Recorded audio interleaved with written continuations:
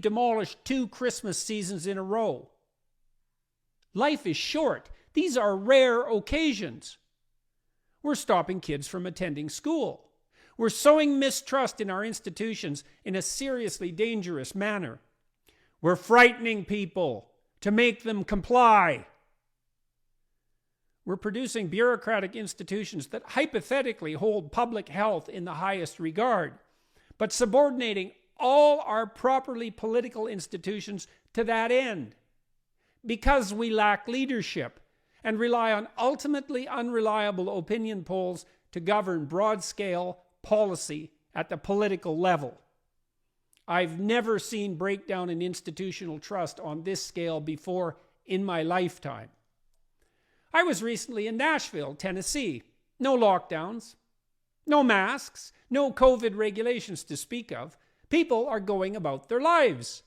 Why can that be the case in Tennessee and in other U.S. states such as Florida when there are curfews in Quebec 2 years after the pandemic started, with a vaccination rate of nearly 80%? When BC is still limiting social gatherings, when we are putting tremendous and unsustainable strain on all the complex systems that have served us so well and made us so comfortable in the midst of the troubles of our lives. The cure has become worse than the disease. I have recently spoken with senior advisors to provincial governments in Canada. There is no endgame in sight. The idea that Canadian policy is or should be governed by the science is not only not true, it's also not possible, as there is no simple pathway from the facts of science to the complexities of policy. We are deciding by opinion poll to live in fear and to become increasingly authoritarian in response to that fear.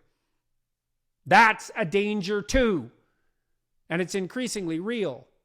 How long are we going to flail about, hiding behind our masks, afraid to send our children, who are in no danger more serious than risk of the flu, to school, charging university students full tuition for 10th-rate online education, pitting family member against family member over vaccine policy, and, most seriously, compromising the great economic engine upon which our health also depends, until we decide not to.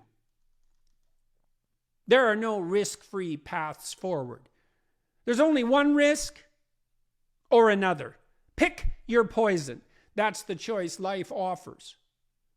I am weary of living under the increasingly authoritarian dictates of a polity hyper-concerned with one risk and oblivious to all others.